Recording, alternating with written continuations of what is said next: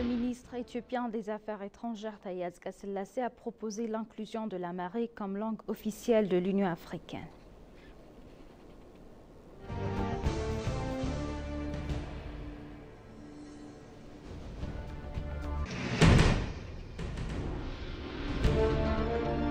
Les ministres des Affaires étrangères des pays africains ont visité le mémorial de la victoire d'Adwa.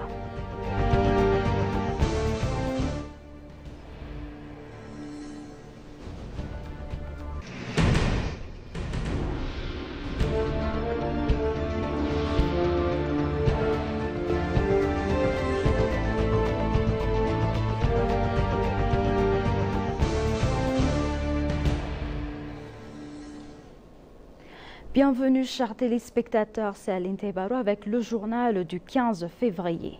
Le Premier ministre Abiy Ahmed a rencontré la secrétaire d'État conjointe aux affaires africaines du département des États américains, Molifi, et l'envoyé spécial des États-Unis pour la Corne de l'Afrique, l'ambassadeur Mike Hammer, pour discuter des questions régionales et multilatérales selon la page de Facebook du Premier ministre.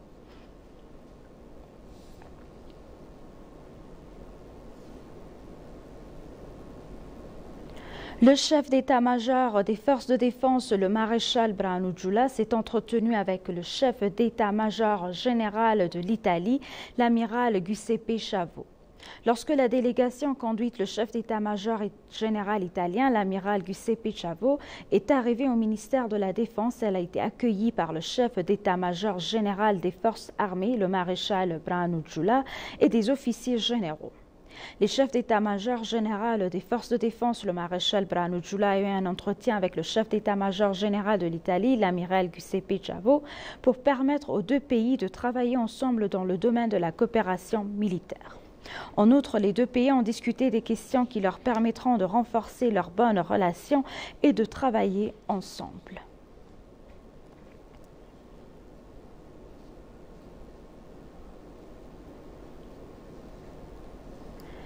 Le président de la Commission de l'Union africaine, Moussa Faki Mahamat, a dévoilé que les menaces auxquelles le continent fait face sont préoccupantes et ralentissent la réalisation de l'Afrique que nous voulons. Lors de l'ouverture de la 44e session ordinaire du Conseil exécutif de l'Union africaine, le président de la Commission de l'Union africaine, Moussa Faki Mahamat, a commencé son discours en présentant ses meilleurs vœux.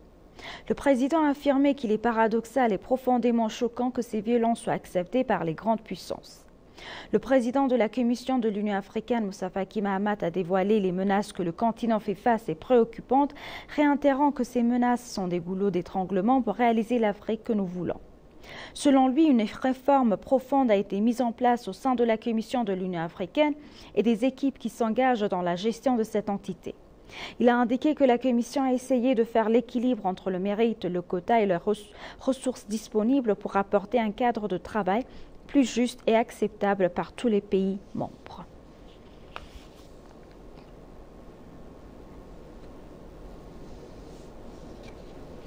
Le ministre éthiopien des Affaires étrangères Taye Asqe-Selassie a proposé l'inclusion de l'amharique comme langue officielle de l'Union africaine. La 44e session ordinaire du Conseil exécutif de l'Union africaine a débuté hier à Addis Abeba. Les ministres des Affaires étrangères des États membres de l'Union africaine, le corps diplomatique, les représentants de diverses organisations et d'autres participants ont participé à cette réunion de 2 jours. S'adressant lors de la réunion, Taye a noté que, conformément à l'agenda 2063 de l'Union africaine, l'objectif d'autonomisation des langues africaines autochtones devrait être renforcé pour contribuer au progrès de notre continent. Taye a demandé au Conseil d'inclure l'amharique comme l'une des langues de travail officielles de l'Union africaine. Le ministre a souligné la responsabilité collective de l'Union dans la transformation du système éducatif des pays africains. En outre, il a souligné la nécessité d'améliorer considérablement les méthodes de travail de l'Union africaine en renforçant la Commission de l'Union africaine et ses autres organes en mettant à disposition des ressources adéquates.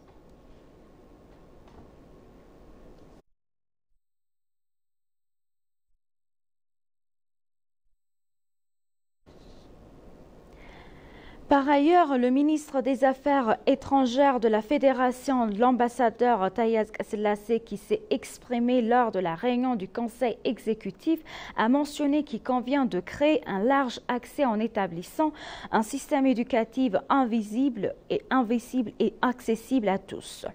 Selon lui, l'Éthiopie a investi massivement au cours des 5 dernières années et s'efforce de garantir la qualité de l'éducation. Il a également mentionné qu'elle prouvait le rôle positif de l'éducation en nourrissant chaque jour plus de 6 millions d'élèves dans le cadre de notre programme national d'alimentation de l'éducation. Il a déclaré que le gouvernement envisage de renforcer la qualité du système éducatif en développant les internats dans diverses régions du pays et qui s'efforçait de garantir l'accès de la qualité de l'éducation.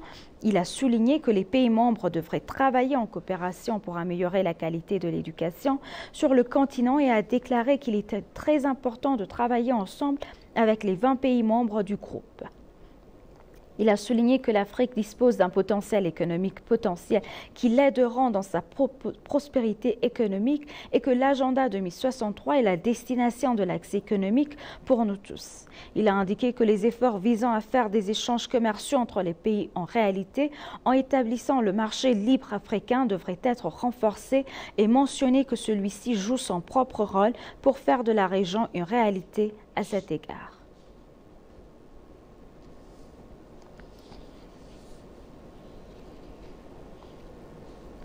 Le ministre des Affaires étrangères, l'ambassadeur Tayez Selassie, s'est entretenu avec les ministres des Affaires étrangères de la République centrafricaine et du Portugal.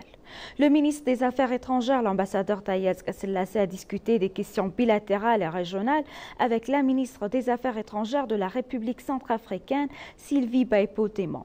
Parallèlement, le ministre a consulté le ministre portugais des Affaires étrangères, João Gomes Cravio, sur des questions bilatérales et internationales. L'ambassadeur Tayez a déclaré que l'Éthiopie souhaitait coopérer avec le Portugal dans les domaines du tourisme, de l'éducation, du commerce et des investissements. Pour sa part, le ministre portugais a déclaré que son pays soutenait la mise en œuvre de l'accord de paix de Pretoria, selon les informations du ministère des Affaires étrangères.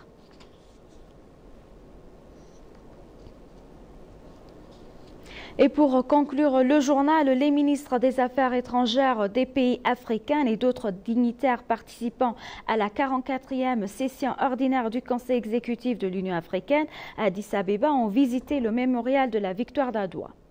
Des ambassadeurs de divers pays et des représentants des communautés internationales résidant dans la capitale ont également visité le mémorial plus tôt. Le ministère des Affaires étrangères a organisé les visites dans le but de renforcer le panafricanisme à temps après. Les diplomates ont été émerveillés par la grandeur et le symbolisme incarné et artistiquement construit 125 ans après la victoire d'Adwa. La victoire d'Adwa revêt une importance historique jouant un rôle essentiel dans l'histoire africaine qui résonne profondément avec la lutte mondiale contre le colonialisme et l'oppression, solidifiant ainsi le panafricanisme. Les visiteurs ont déclaré avoir acquis une compréhension plus approfondie des valeurs d'unité, de résilience et d'autodétermination qui continuent de sous-tendre l'identité nationale de l'Éthiopie. Le ministre des Affaires étrangères, Tayez Selassie, a finalement offert un dîner au ministre des Affaires étrangères et à d'autres dignitaires.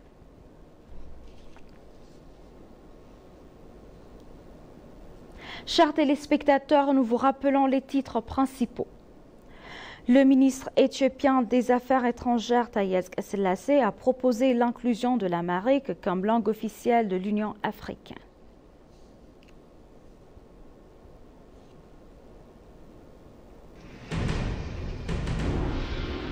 Les ministres des Affaires étrangères des pays africains ont visité le mémorial de la victoire d'Adwa.